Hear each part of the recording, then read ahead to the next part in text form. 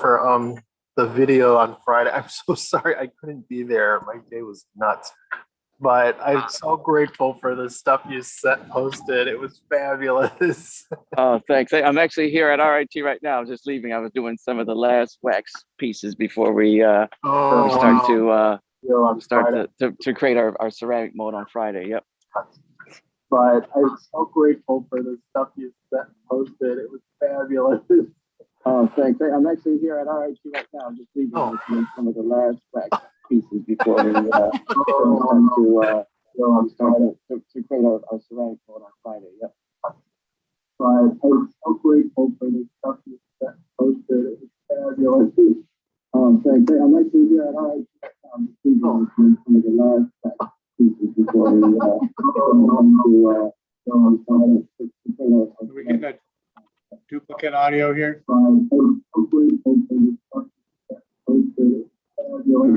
Let me try and fix that.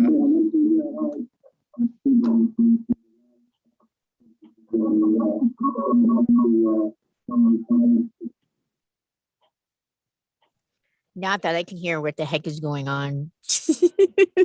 Okay, did it stop? Okay. Sorry, I've never done this before. All right, but I think we're still live. All right, I think we're still recording, but the feedback loop stopped. Sorry about that. Okay, everybody hear me all right? Cool. All right, I guess we can get started here. So thanks again, everybody, for coming to the latest subcommittee meeting for the Creative Community Empowerment Plan as part of the AC3. A couple more folks might trickle in, but essentially we just want to continue our conversation from last time and trying to figure out a path forward for developing this sort of master plan as one of the several things that this AC3 needs to do.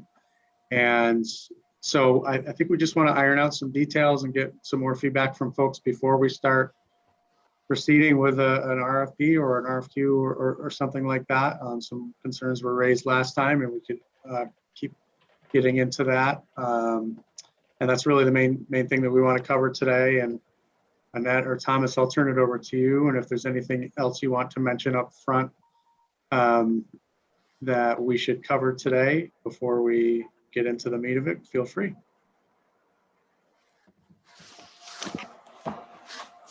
Go on, Annette. I'll give it to you. You can start if you want. Or, well, you want me to start? Oh. Go for it. Yes, Oh, please. yes. Okay. Hi, everybody. So, one of the things that we, are charged to do with this committee is the preparing the RFP, or which is the request for proposals, or the request for qualifications, RFQ. And I suppose we should probably discuss first any concerns about how we should approach that, or even if we should approach this way. I'm just going to give you my 2 cents, and then you can say whatever you want. My 2 cents is, yes, we do need guidance on how to establish a kind of framework for how the Arts Commission is going to be set up. I don't mean that we need someone to tell us what to do, but we do need someone who has expertise in a sense, community planning around arts structures or institutions that can guide us on how to do it. We have the expertise on what we live here in Rochester and who we are and what we need and all of that, yes. But we are not experts, I would dare say, in kind of organizing how you would set up an arts commission or even an arts council for that matter, which we do need both of those things. Well, we need an organization that can do the work of both of those things. I do feel very strongly that we need to send out an RFP to get somebody who is in that business, who does this, to help guide us. So that's my 2 cents on it. And let me just also say, we need to figure out, well, if we need a consultant, but I would say yes, we need a consultant. And then what the role of that person would be. So, we can decide what parameters that person should be in, and then maybe there's a local also consultant, I don't know, or we act as the local consultants or whatever. We need to figure this piece out, and I think we need to figure this piece out today, because we can't just keep pushing this down the road. And then the other thing is the racial makeup of this, of the consultant team, I guess.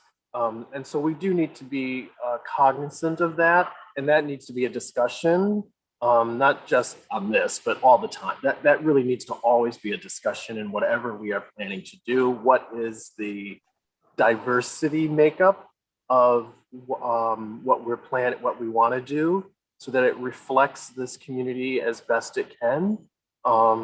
So those are just the things I wanted to throw out there. Are there comments about, I guess first, are there any comments about whether we should be getting a consultant to help us to help guide us on this track? Who, by the way, we will be paying. So I just want to make that clear. Yeah, and I want to make the distinction. Thank you, Thomas. The RFP is really to bring in the consultant and the criteria. And the second piece, Kevin, what is that called? Not an RFP. What's the second? RFQ? RFQ. So I really am partial to the RFQ format, because that then gives and empowers us to choose. Are they meeting our expectations? Are they meeting our standards? Are they meeting our criteria? The reality is, in a year, predominantly, most of these consultants are not going to be diverse, but are they intentional with their diversity, inclusion, and equity? I think that's a really important piece. Are there consulting firms locally that we have already vetted and that have competency around cultural competency and equity? I think that's an important criteria. And are they intentional about bringing BIPOCs to the table in the early stages of planning? Blue and I had a brief discussion last week about this. And one of the things I know is that it's not going to be an overnight thing, but they're going to be pieces that we are going to be driving and empowered to drive. So oftentimes it looks like the consultant is the one in charge. And I have done many of these in the 25 years I've lived here. I get a free lunch. They pick my brain for all my expertise, and then they go and do their own thing. So that is something I'm going to be very intentional about, that's not acceptable practices moving forward. And that we, as this acting advisory commission, really should be empowered to make decisions around what is and looks and feels equitable in our community. So I just want to put that out, that I'm leaning more towards that second piece, and that and Kevin and Sarah and the rest of the staff at City Hall, I just want to, I know I say it every meeting, thank you. I know things are challenging at your workplace, but I am truly grateful for your dedication to this work and continuing to move it forward. So thank you, thank you, thank you. Thank you, Annette. And I'll just on that note of RFP versus RFQ, fundamentally, they're not that different. In short, the RFQ is simpler and quicker. They both forms would basically ask a consultant team to tell us, why are you qualified? What kind of work have you done like this in the past? And who's on your team? That's both RFP and RFQ would ask that question, and they would submit a document that shows that.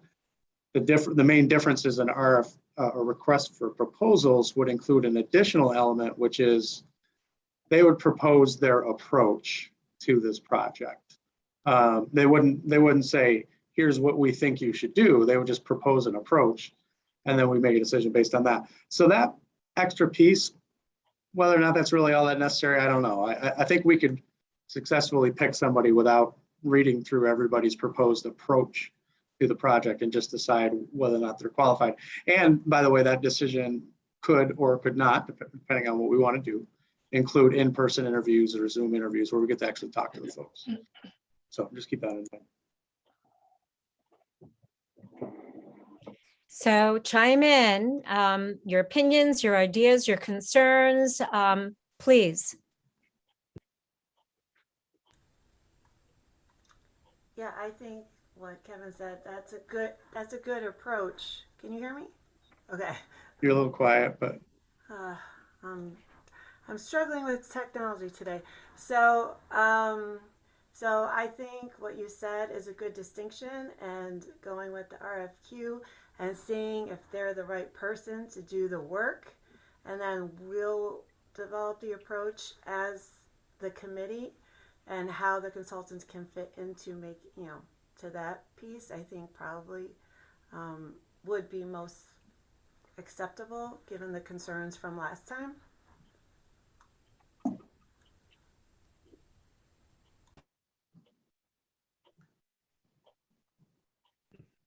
Amanda, ideas, suggestions, recommendations, concerns? I'm picking on people.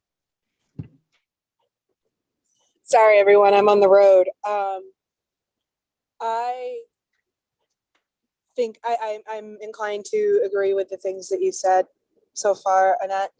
I really don't want, and I've seen this happen again locally multiple times, where a cadre of experts are called in and then entirely dismissed for any of their contributions because they don't fit into the pre-planned mold. Whatever team we select, again, I want to emphasize, should not only be familiar with the socioeconomics and political movings of Rochester, but more broadly, being in a Rust Belt city that's a highly segregated area, it's not going to, and there are other cities like Rochester, and I don't think that that's exclusive, but I do think that it's really important. I also think that the next most important thing, and equal in importance, is that we are a minority majority city. And I do not think that a consulting firm that is predominantly white will be capable of consulting a minority majority city, because they just do not have the personal experience of that lived life. So those are really, really important things to me personally.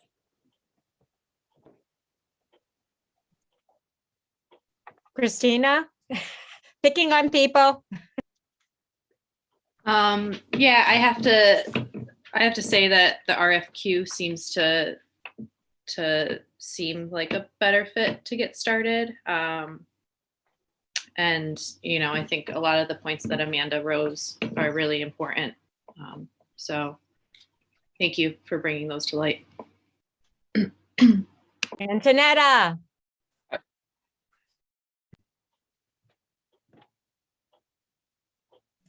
Can I get picked on last? I'm still thinking, I'm still registering. Yeah, thank you.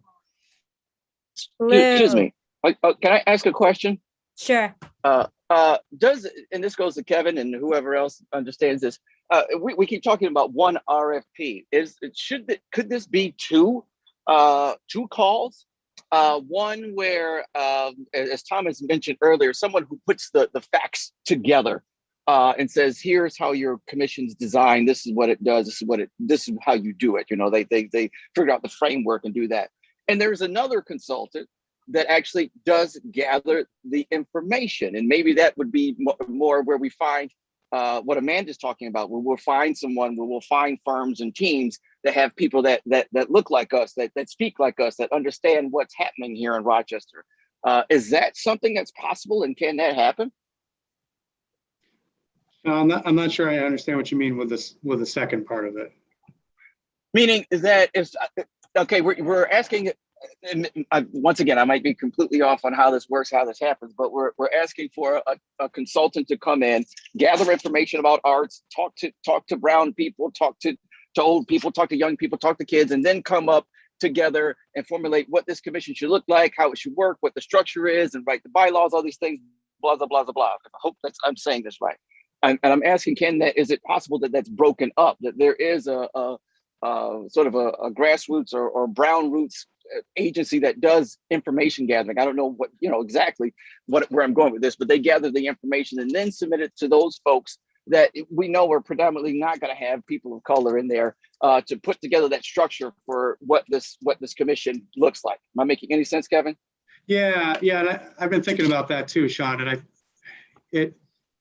I guess it's possible that it could be two projects, but I think it's more likely that it would be multiple team members on a consultant team that would specialize in each of those things. So if I understand you right, there's sort of like the community engagement part of it, going out and talking to folks. What do we need? What's important to you? That sort of thing.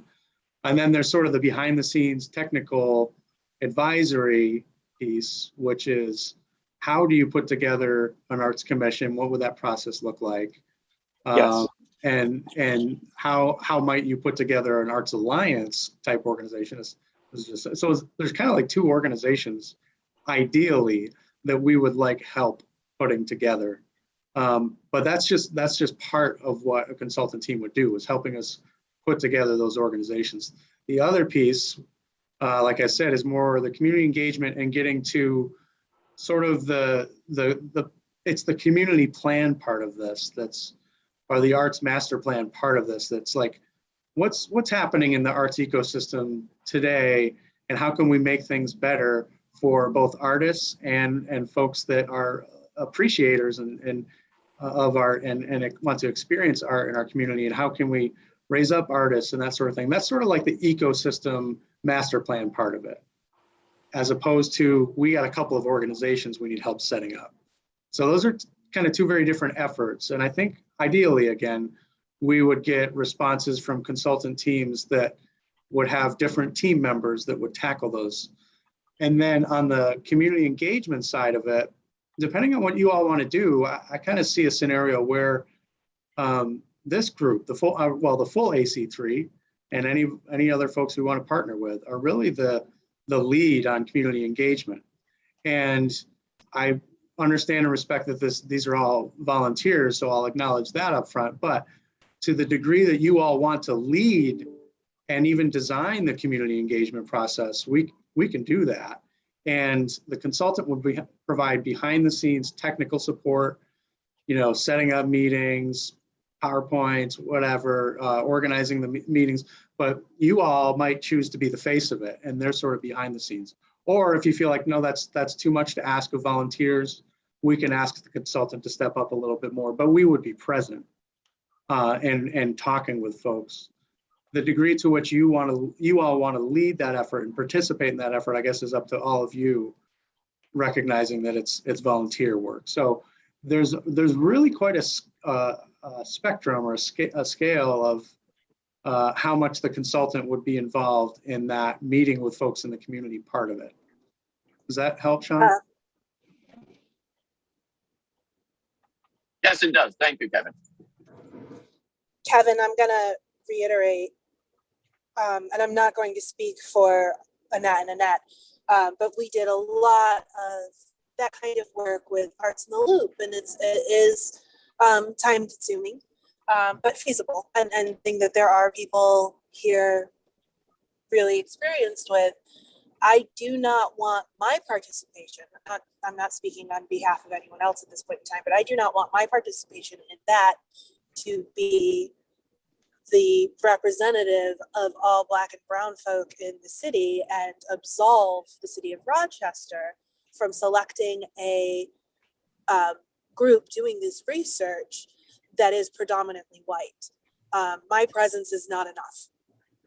So I just want to be absolutely clear that that's not enough, and that we need to make sure we do more than that. Thanks. Yeah, and certainly more than that. Can you explain a bit more about? Go ahead. Amanda, could you go a little deeper in that and explain what more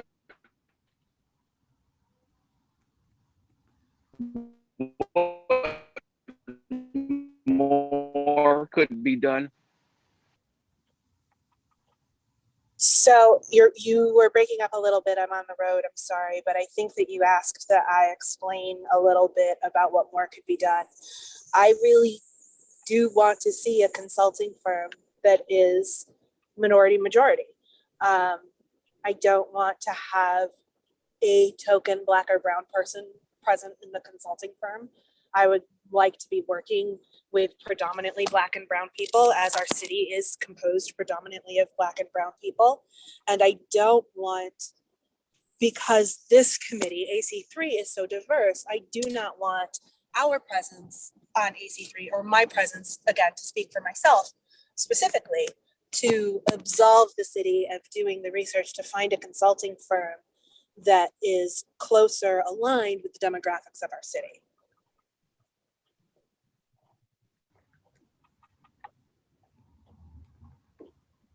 Can I speak a little bit to what Sean said and Amanda?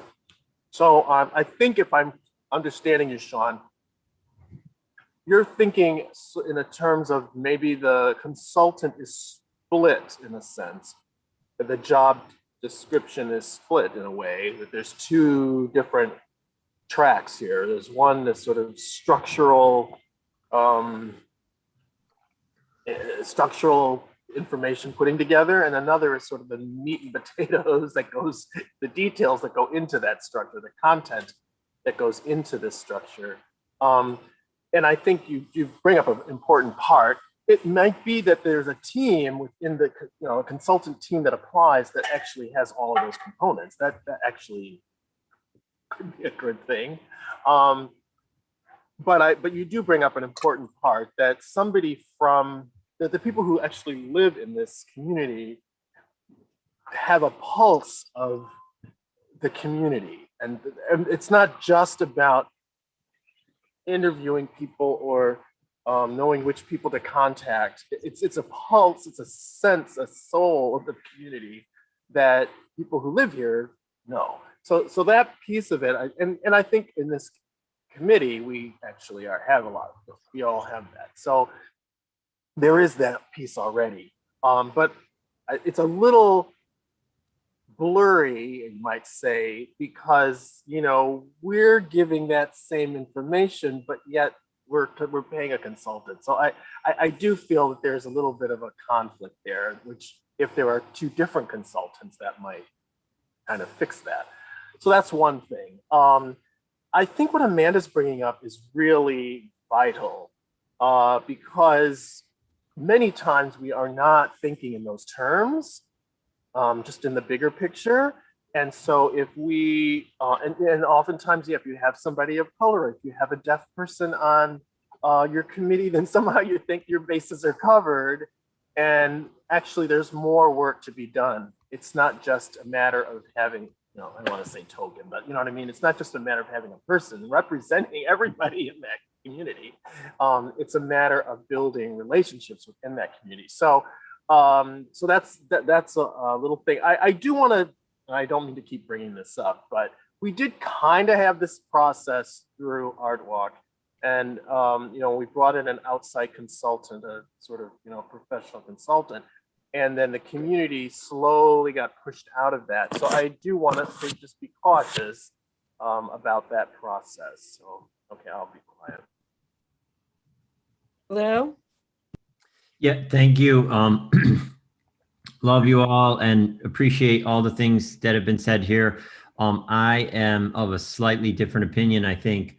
And I think for me, fundamentally, that's because of the history of this money and how much it is. And Kevin, just jump in and stop me if I'm incorrect. This is all we have $236,000. Is that correct? And basically that is the 1% from 1 year. The legislation has been on the books for over a decade, but hasn't been correctly managed. And, I don't want to get into the weeds on that. There were many, many years of it not generating that 236,000 per year, right? For various reasons. Right. With that long history of this type of fund, with these types of funds not being available and uncertainty in the future, I'm of a different mindset. I feel that we should be maybe putting this arts master plan on hold and spending $236,000 on our community.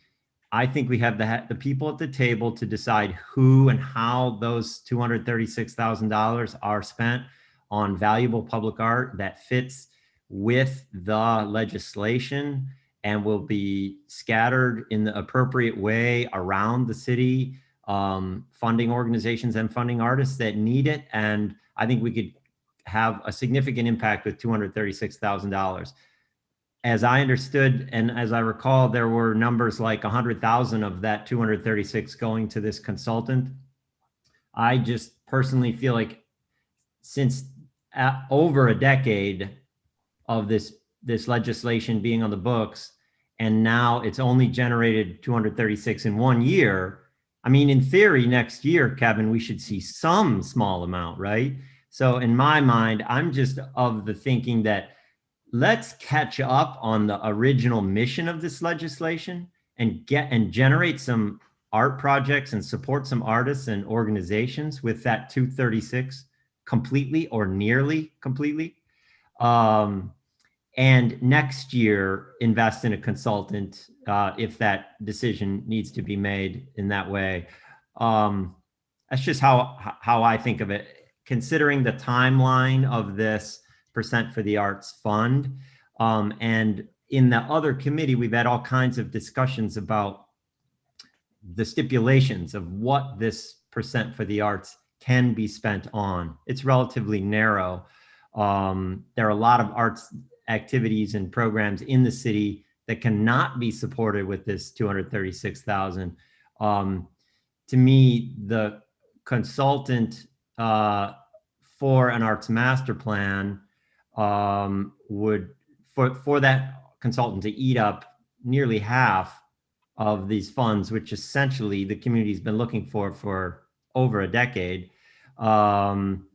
is, I don't know, it just is makes me a little uncomfortable to do that at this time. I would rather spend play catch up and really show the community how this percent for the arts can and should be used. And I think we can do that at least in year one without a consultant, and not to mention all of the other complexity of choosing consultant, et cetera. So I have a slightly different opinion, I think, than many of you on this, and appreciate you all. Blue, I like what you're saying. I never thought about it that way. That's starting to make a little sense to me. But go ahead, Thomas, what you're going to say. No, go on, Sean. No, I like that approach that Blue's mentioning. I don't know the logistics of it or anything quite yet, but I like that it actually shows that there is a movement forward. He's saying it's been a decade, no money's been produced.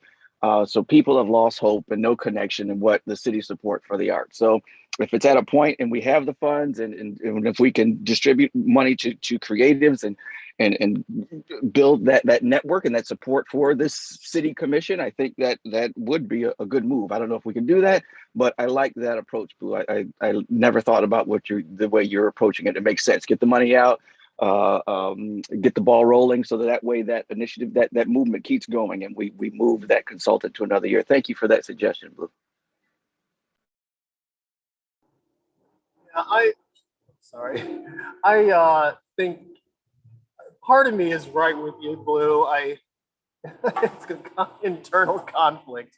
However, I've also been working 10 years to try and get us to this place. So I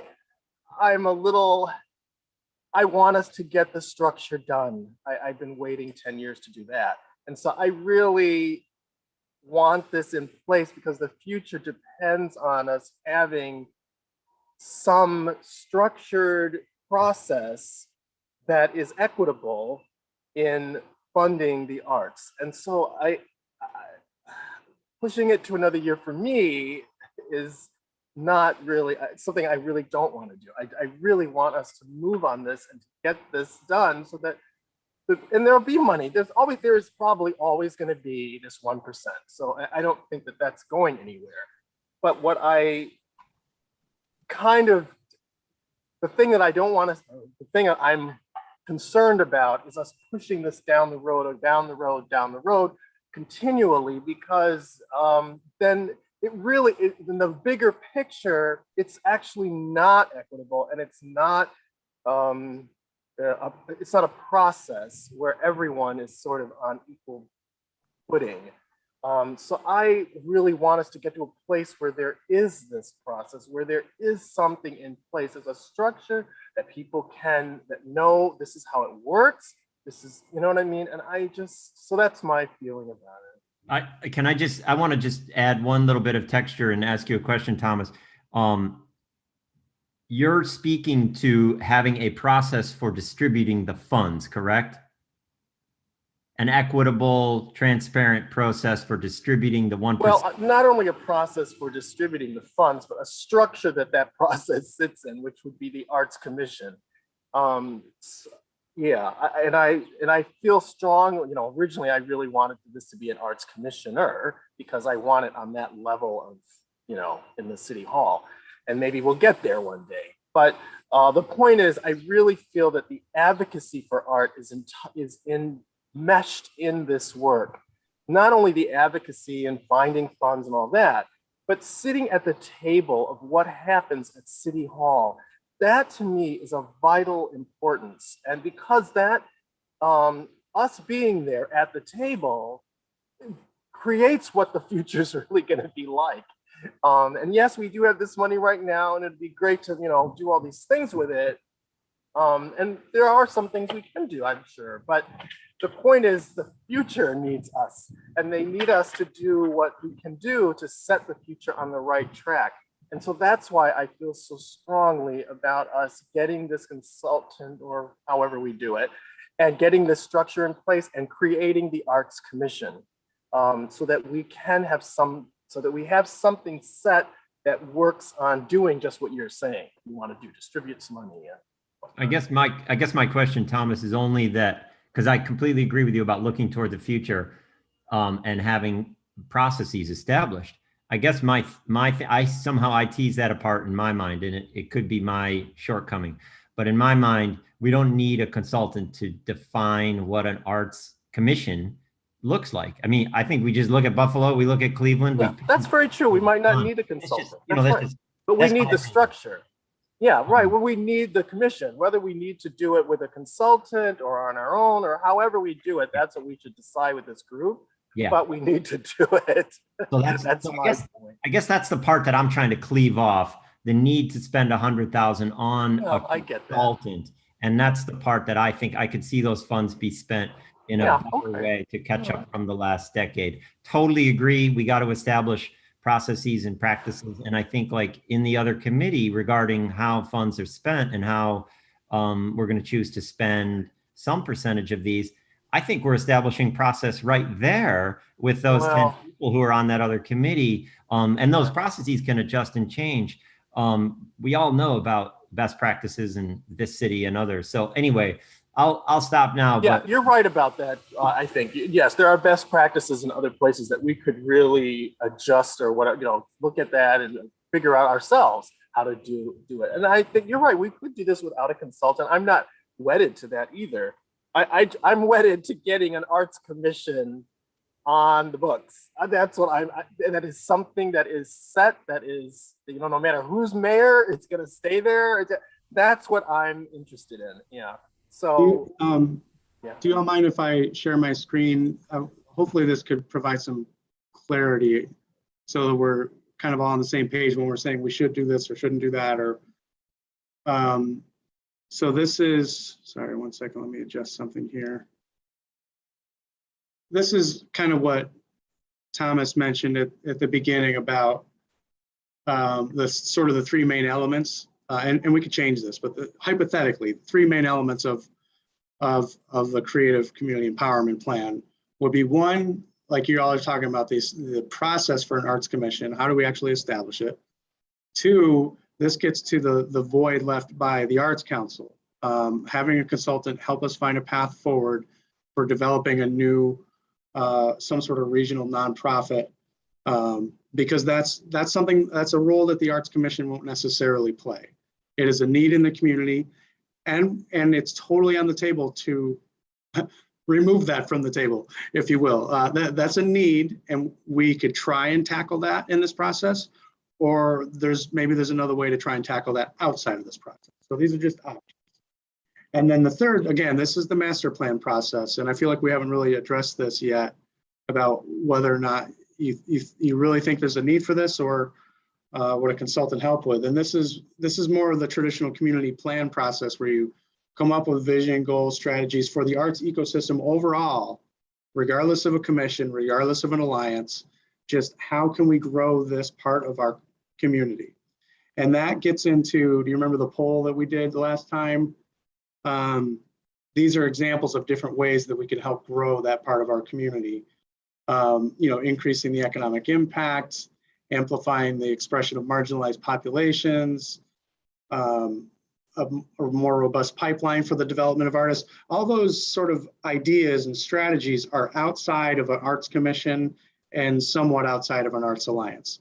So I guess when we talk about what we do or do not need a consultant for, we should be specific about these three. So for example, to Blue's point, number one, yeah, we could put together this, we could make this arts commission happen without a consultant. But it would take a fair amount of volunteer work to do that. We don't have I can contribute, and some others here can contribute, but we don't have the full expertise or margin here at City Hall to do it. And we would really need to rely on you folks as well. So it's a question of, if you want to, if you feel like collectively this group has the expertise and the margin and the willingness to tackle that, we certainly would be willing to take that off of the consultant scope and just tackle it. So, and then the second one, again, we could go after this in this process, or we could put this on the shelf for now. And then the third one, you all have to decide, is this something that's really important to do and use these funds for? And again, we're open to whatever you all think about that. We just want to be here to help to advance what you all think is most important. So, what Blue was mentioning earlier about concern about past years, I totally empathize with that and share your frustration. And at the risk of sounding like making excuses, the reasons why it didn't happen, we didn't spend much in the past because there wasn't a process, a structure that Thomas is saying we need. And two, we didn't really have a champion in-house. And we have to own responsibility for that, not just making excuses. We have to own that. But moving forward, here we are. I'm going to be one of the champions in this building to make this happen.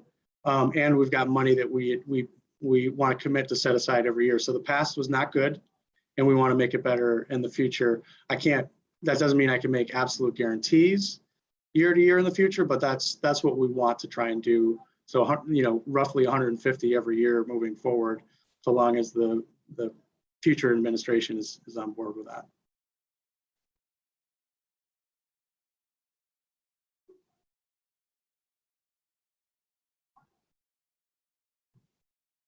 So what are your thoughts on any of those three? Should we tackle them all? Do you think any of those are expendable or could be done without a consultant but require more volunteer work? What do y'all think? So a couple of things I'm curious about. We talked about Art in the Loop and the 4 cities that were represented. They have successfully done all of this, right? Most of them have a master plan. They have an arts commission. They are creating and manifesting art. They're supporting artists in their community.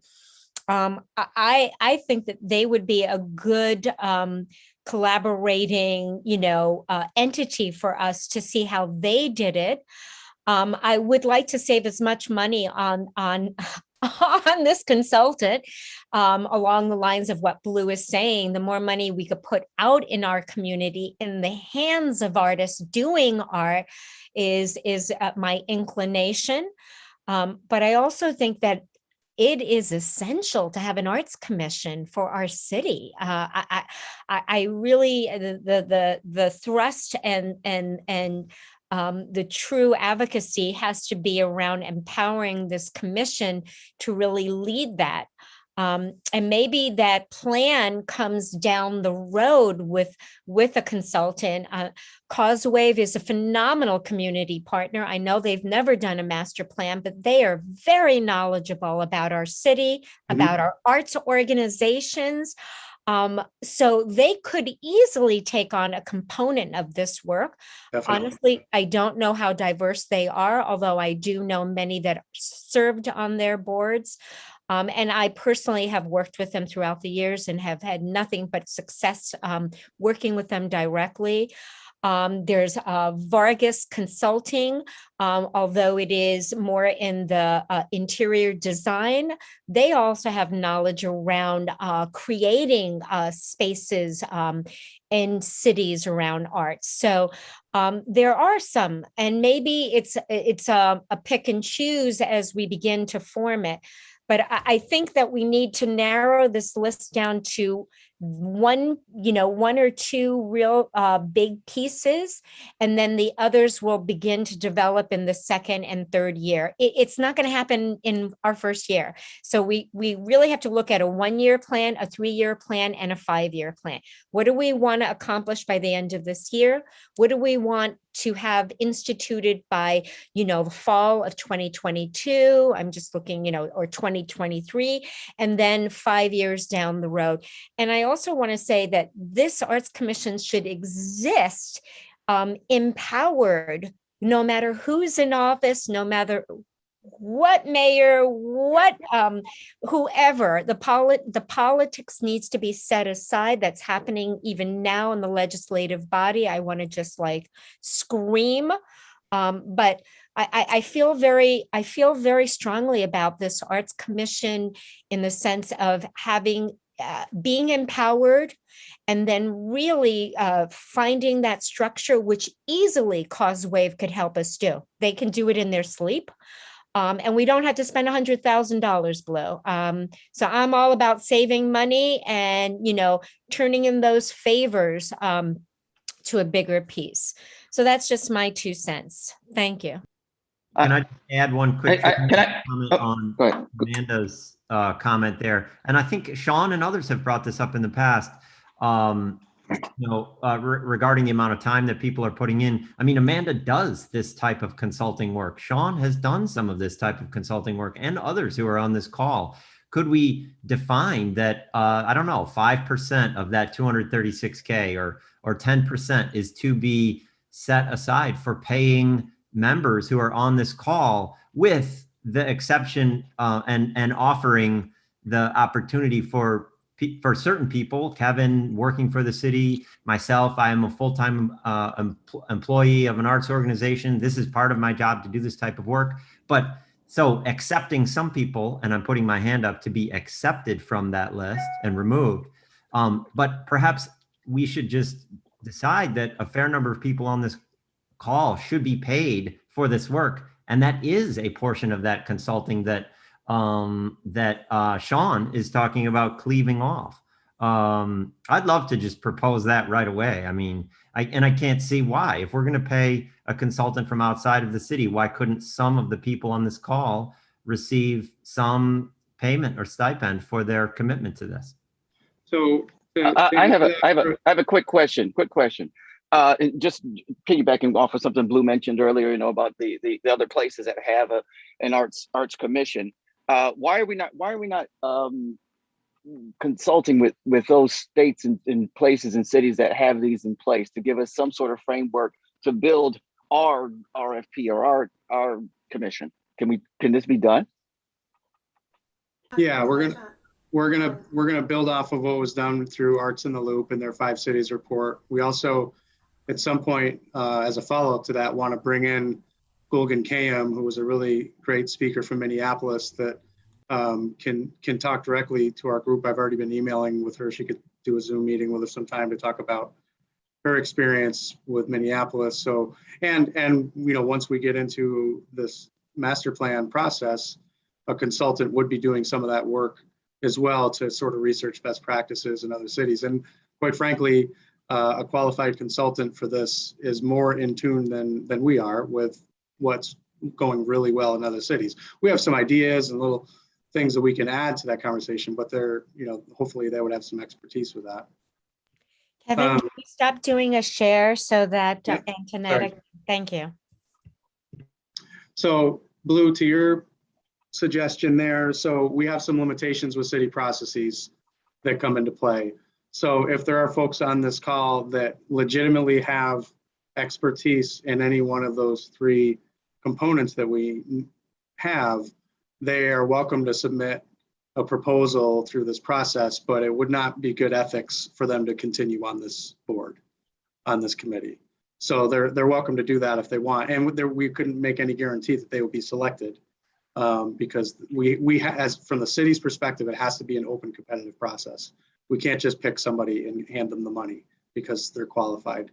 There has to be a competitive process. Now there is a workaround that's called sole source, where if you can try and justify to city council, because council has to approve all this.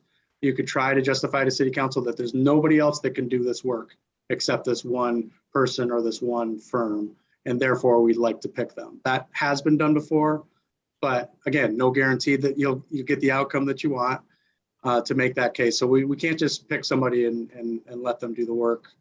And as far as stipends, as far as the strings attached to the money that's going into this arts equity fund, because it is capital funds, I got a ruling from our folks in law and budget that's a definite no, unfortunately, that we're not going to be able to do stipends with this, that the money is just not eligible to do that sort of thing.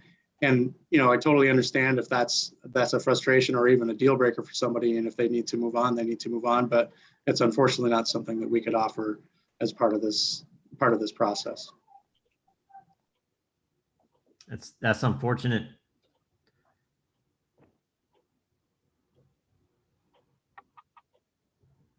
I mean, like with virtually every community planning process I've worked on, both as a consultant and as a city staff here for, combined almost 20 years between those two worlds, it's always been, the project has some sort of a steering committee. And in this case, you all would probably be that steering committee for the project. And the steering committee does some amount of work in helping the process along and some amount of work in engaging the community. And if I've been on projects where there's really, really low capacity or ability to do that work on the steering committee side of it, so they really rely on the consultant to do the majority of it. And then I've been on projects where it's the opposite, where city staff plus a local group of volunteers like you all have a lot of expertise and local knowledge and willingness to do a lot of the engagement work and rely on the consultant to be almost entirely behind the scenes doing the technical stuff and putting the document together and that sort of thing. So we could land anywhere on that spectrum that you all feel comfortable with. Kevin, Blue and I and others have had numerous conversations around this. It has been our experience in Rochester that we wind up working for the consultant for free.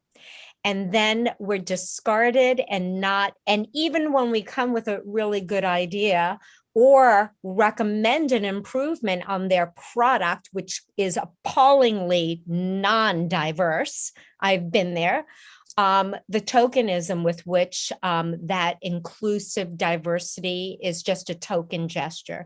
So for me personally, I will dedicate another 100,000 hours to this work, but I want to make sure that the consultant we hire is equitable, inclusive, and knows and understands that they're really working for this greater good. not the end result. So I want to clear that's my personal experience. I have been to too many of these in Rochester. LA and New York are very different. I get paid to do my work there for free, volunteer. But I think it's important for us to establish an expectation of equity, inclusion, and diversity and transparency, all of those. We spent months forming this commission. I mean, Thomas, Sean, and I spent months. We had over 48 names, you know this, and then we came back with 18, and then you made us cut it down even more. So what I'm saying is we have proven our dedication. We are clearly committed to this, all of us at this table, at the Zoom call, and those that have been in the other subcommittee.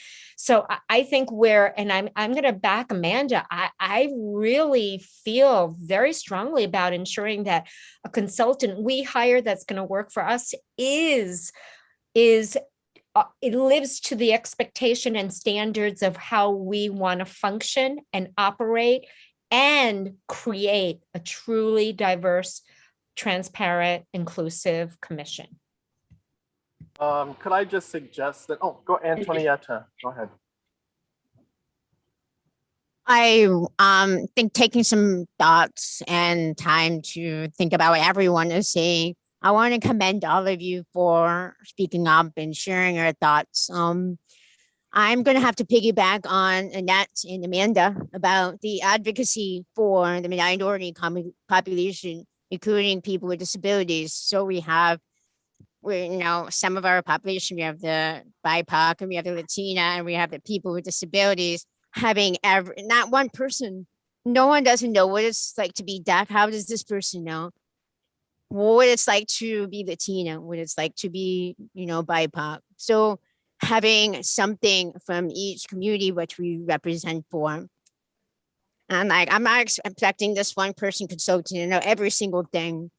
And reworking for free, honestly, I feel and I trust that if you volunteer your time, it comes back to you tenfold in other ways. Tenfold, and karma comes to you, positivity comes to you.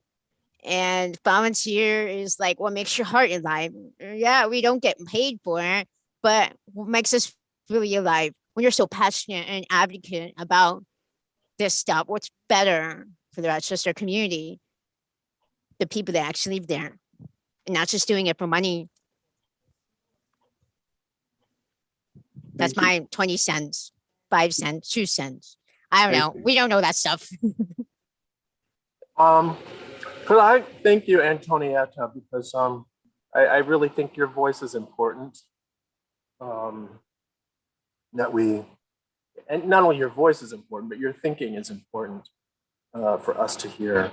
Could I just go back and suggest that maybe we begin now to create a document that will eventually be the RFP or RFQ, that we put some of this information into what we want into, I don't know that we're going to get that person we want, but anyway, we've got to go in that direction somewhat, it's not going to cost us any of that $236,000 to actually make a document. So let's kind of make the document, put our ideas into some, paragraphs and how we want to do this and who we want to do it. And maybe that person is here. Maybe that person is in Rochester. Maybe that person's on this call. I don't know. But the point is, we need to organize these ideas into into something that we can then share. So I think the sooner we get on with that, and I think we can have everyone's input. It could be on our docs, on our Google thing, and you can put on what you think should be there. Or I think we need to get on with doing that. I appreciate the conversation, but we do need to start doing action, actually. So that would be my one thing. On the paying of, I go back and forth with this too, and I'm with Lou actually, in what he was just saying about this. I understand it's probably impossible, so I understand that part too, Kevin. But one of the ways we did get around this a little bit with the Memorial Art Gallery park was Art Walk used somebody from Art Walk became the project manager. And so the funds, there was in the budget line for project manager. So that person stepped off of the committee and then became the project manager and worked with the consultant and the architects and everybody. And then we kind of funneled our ideas and everything through this project manager. And so she was a paid part of the team. So that's just, some other way we did this. So that's just another idea. But I do believe we need to start writing and putting our ideas and our thoughts into some organized fashion so that we can figure out if we want to do the RFP, or we've got at least got the ideas down on paper and we know what we're thinking. Going back to those three sort of goals, you're right, we can't do all those things right now. Even though I wish we could. But I do think that one thing that might be missing off of there is, well, it's not, I guess, for this committee, maybe. But one thing that might be missing off there is the distribution of funds. So I think, if we could get the plan together of how we want to create the Arts Commission, maybe that's a consultant, maybe it's not, but let's get that clear. Let's decide on what we're going to do about that. And two, let's decide how we're going to spend some of this money, or that we're going to spend maybe some of this money, and then how we're going to do it. Because I think we do want to distribute funds, so we do want that to happen. But I don't think it was in our three kind of goals things. Well, it was sort of embedded in the first one, which is establish a framework and process for an arts commission. So that would include, how you go about distributing funds, for example, what a grant program might look like, or that sort of thing. So there's that process for the Arts Commission, but then there's what you all or we all are working on right now in the other subcommittee, which is sort of the interim process. We got money right now. Let's figure out how to get it out there. And that interim process might very well evolve into the Arts Commission process. Maybe it's like 90% there, and the Arts Commission just looks 10% different. So we're sort of working on that, but that is one of the elements that was in there. So could we maybe as a group have those two prongs? Maybe the process of how we distribute the funds, and then sort of creating some kind of or putting our thoughts together into some organized way about how we want to move forward with the structure. If we could get those two things accomplished, it might be great. Yeah, we should definitely keep moving forward. I mean, as far as developing let's say the RFQ, because it sounds like everybody wants to do that, which I'm totally fine with.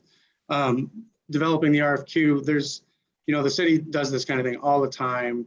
We have kind of templates for setting up RFQs where there's some required sections that have to be in there that don't really get into the substance of the process, but just sort of, how we work with contracts, that sort of thing. So we will develop that. And then there's sort of the meat of the RFQ. It's like, what is this project all about? What is the scope of work? What do we want to get out of it? That's sort of the meat of it that you all would be concerned with. I'm ready to start working on that, and with all of your help, and certainly the poll we took last time helped. I guess my concern would be, though, I'm not sure I want to do that for all three of these elements if you all feel like one or two of them are something that we really don't want to include in this project, that because we'll either do them later or we could do them ourselves. So I guess I'd prefer if we could make decisions about those three items to see which should actually be in the RFQ, and then we could start moving forward with it. Is that fair? Yeah, I was just thinking that might wash itself out as we begin to organize our ideas and thoughts, but we could also just eliminate it now. But I just think as people have been talking today, it was becoming clear what people's focus really is. Mm-hmm. And so I just thought that might kind of flush itself out actually as we move along, but you could just decide now. Yeah, I mean, for example, Thomas, both you and Annette spoke pretty strongly about the need for the Arts Commission. I think we're all on that page. I guess the question is, do you all want to have a consultant's help with putting that together? And that would really be a behind the scenes technical process. We don't, personally, I don't think it matters that much what the makeup of a consultant is to do that very technical behind the scenes kind of thing. Or do you all want to either punt that down the road or tackle it ourselves among this committee? That's kind of a decision that we should make, I think. And I'm fine with any of those.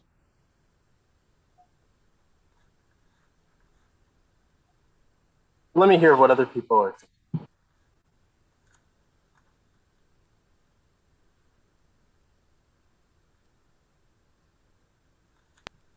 So part of what Thomas and I spoke about last week at Concerts by the Shore, which were fabulous, by the way, you all have to go, is, we're working, dedicated community art leaders. All of us are involved in many other things.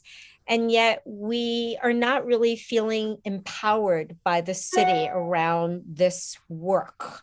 And part of it is it's not because of the staff that we work with, but the lack of recognition and empowerment. And we talked about this feeling around that an arts commission would then be the voice and the advocate. And it wouldn't be, I represent all Latinos, because I don't, but I have a very good barometer within my community as a net, as many other Latinx leaders do as well.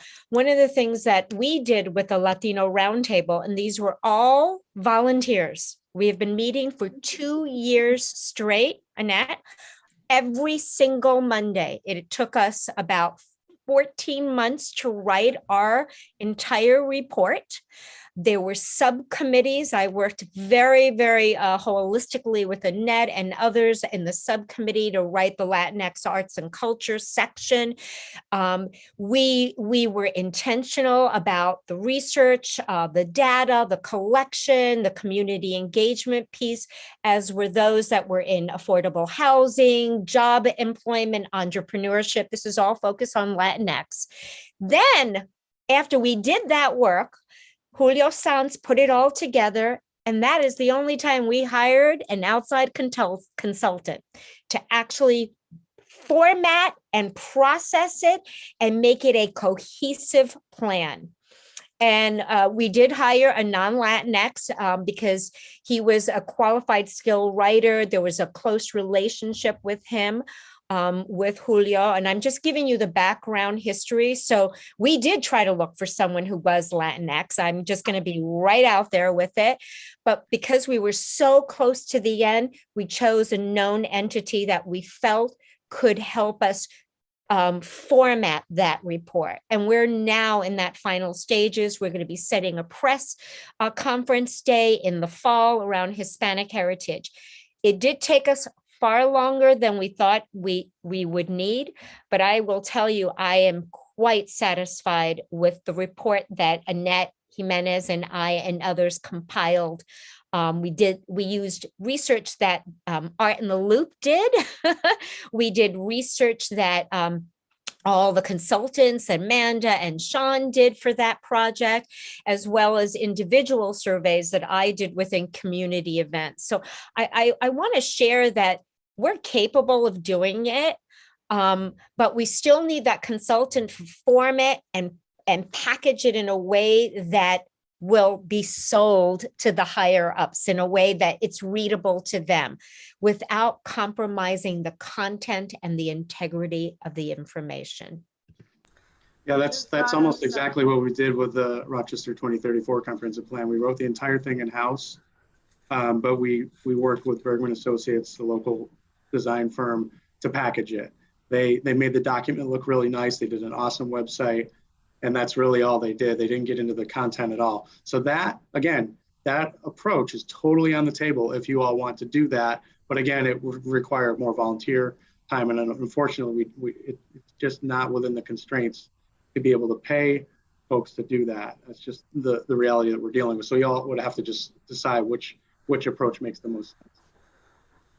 I just wanted to say that, and I just touched on something that Amanda and she worked with, they were research consultants, right? To develop a survey of artists. We have that information. Why are we not all reviewing that to see the missing pieces for the city arts commissioner that will help inform, what needs to be in the RFQ? I think, I don't know who has that survey, the survey results. Rachel Roberts, Kevin, and I know you're meeting with her this week. I've already planted some seeds in her brain to ask Yeah. you. We already Sorry. met, actually. Oh, great. Yeah, So there is a lot of data that was collected there in that. Right, which also provides that authentic community voice that needs to be part of this process. They surveyed artists, they identified the needs. That, like, it's there. Like, we should be looking at that, and that can inform who gets hired and what they need to do to meet those Can I ask a needs. question about that, Annette? Because I'm glad you brought that up, because we definitely want to utilize work that's already been done with other folks. So I don't know if I ever saw that full survey, but I think I heard about it. Would the results of that inform of those sort of three things that we're talking about doing here? It sounds like it would mostly inform the third one, which is sort of the broader Yeah. improving the arts ecosystem kind of Correct. thing, It- as opposed to how to form an arts commission. Exactly. It did talk about it in Arts Commission, but it didn't, it was really geared towards artists and artists' needs in the creative economy. I apologize for interrupting. No, I totally, it's exactly right. And so it fulfills that third component. But you don't have to start from scratch, right? And that helps provide more arts funding for the artists, like Lou was talking about.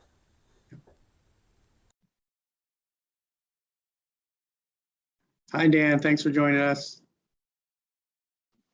Hi, sorry I'm so late. It's okay. Good to have you. I also want to let you know that I've been talking to the arts organizations in Buffalo and Syracuse. And Buffalo really, they went through something very similar to what is happening in Rochester. And they are willing to talk to us. I can arrange that. That can be something down the road because I understand the focus has to be on the City Arts Commission. But I've already, seeded that work so we can come back to that and create that new arts alliance, which we all agree is needed fundamentally as well. Yeah, I want to piggyback on that. The Arts Council, I think, of Western New York, they're doing phenomenal work, and they're also now fiduciaries for artists to apply for grants. So that's something, I mean, to replicate similar elements of what they do well is phenomenal. There's also a very strong and vibrant Latinx community that has now been empowered to initiate arts happenings. So but they're a little further along than we are in this process, and maybe we meet with them and find out try not to make the mistakes they did and learn from how to do it better.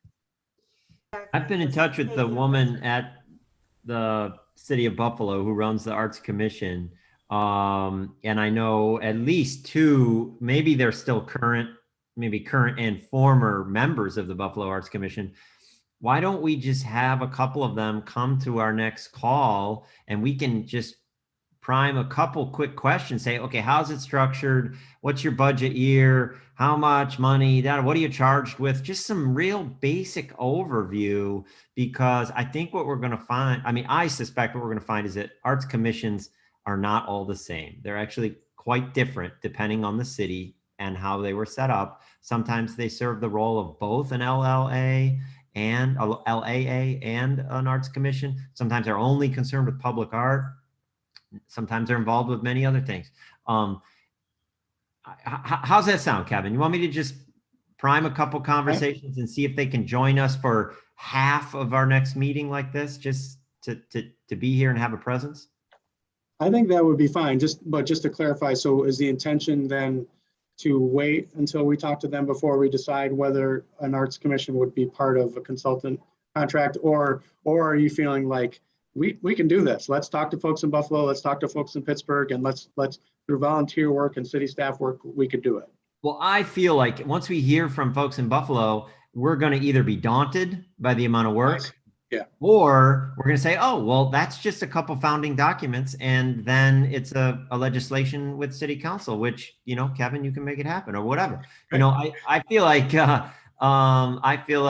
that could help us decide what parts of this are within our wheelhouse and do not need to be adding toward that significant number that I'm so hung up on, the 100K toward a consultant. You know, I feel like we could be, and maybe with some creative strategies like Thomas is talking about, get some members of this committee and or other committees kind of cleaved off into kind of quasi consultant roles so they can be paid. And again, I want to be clear, I'm not looking for this for myself. I just want to reiterate that I think the arts can often lead in some of these kinds of conversations. So though we may see other spaces and other sectors continually relying on volunteer labor from their constituents, it's not, the arts are moving away from it. State level, and, you know, just in our little way at ROCO, we're running an RFQ coming up soon, and we're going to pay the panelists. We're going to give them an option.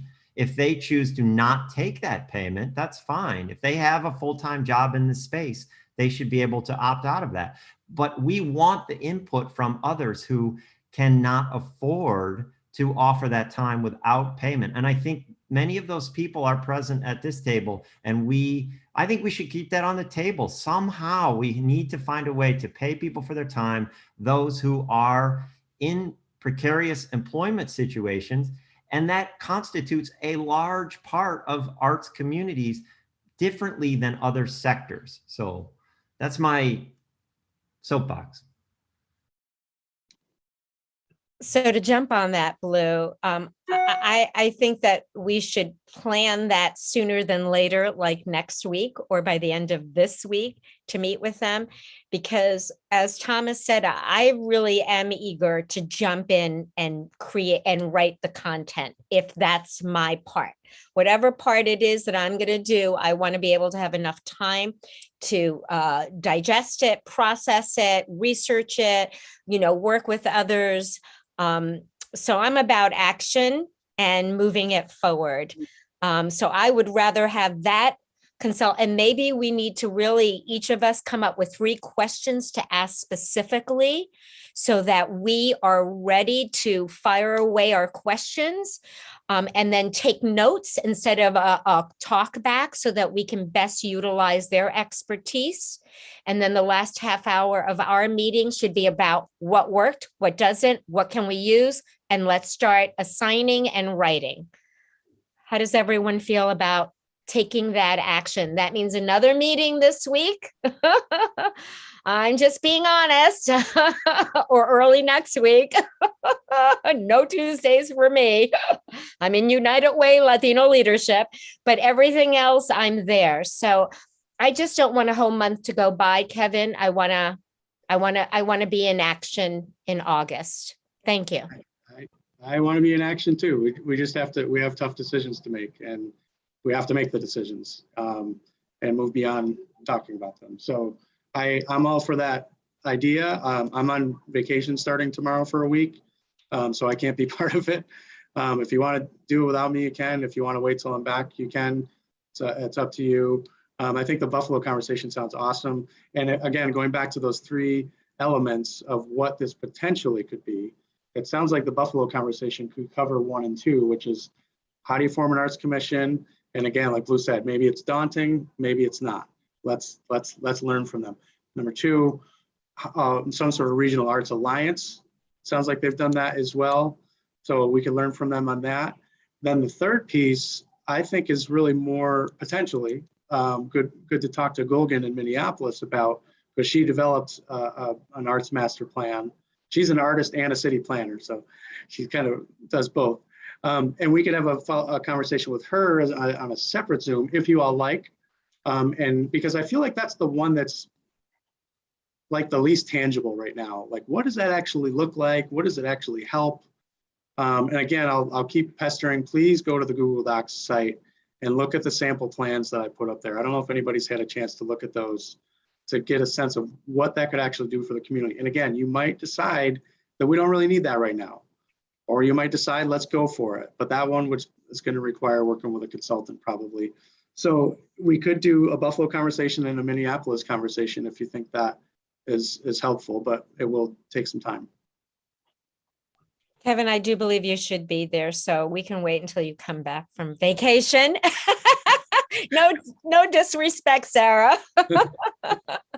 But I think it's important because you're the gatherer of all of our documents and our, liaison there. So I think it's important for you to also hear the conversation. So we're willing to wait until you come back from vacation. Fine. Can we maybe start setting this up though? And maybe also the Minneapolis, I think too. We can get these things set up. Yeah, I can work on the Minneapolis one since I've already been in touch with Guggen. And I can't promise how soon it could be because she said her schedule is very busy, but we'll just try and do it as soon as possible. And then for Buffalo, to the co-chairs, I'll just send you the times that I'm just absolutely not available in the next week or two. And then you can plug in your own limitations to that, and hopefully some stars will align to work with somebody from Buffalo. If you cannot, Kevin, can Sarah or Bree organize the Zoom pieces and all of those elements? We can talk offline. The logistics part of it? Yes. Yeah, I can have somebody help with that. Thank you.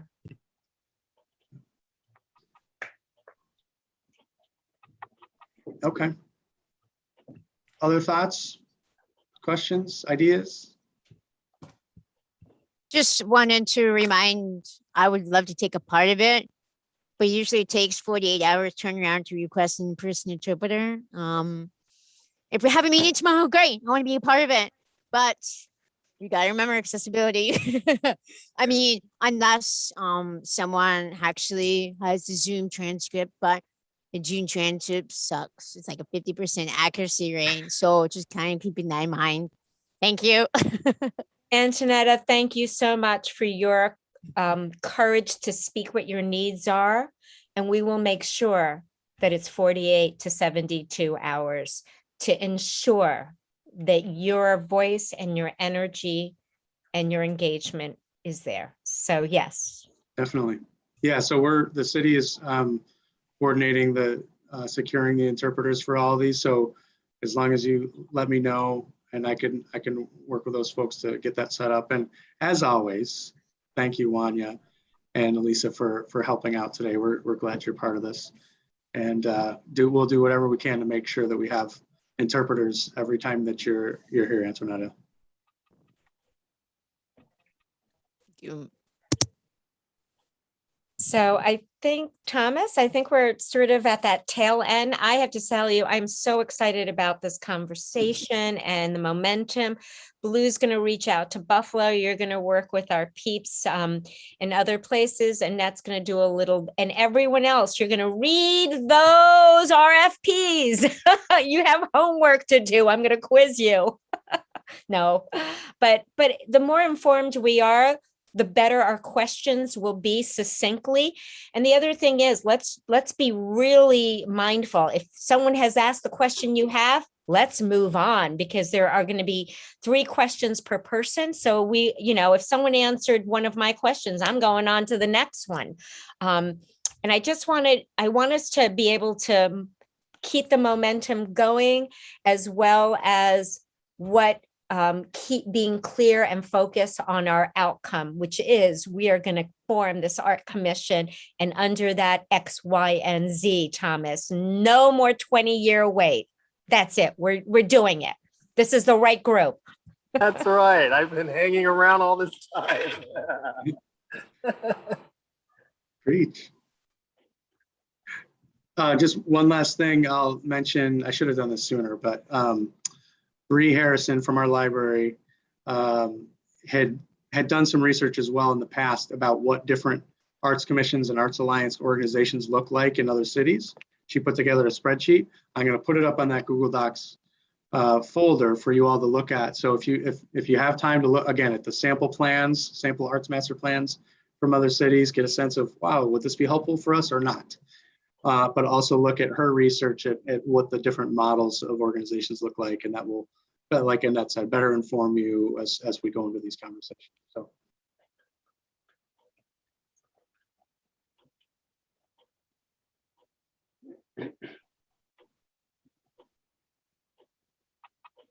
All right.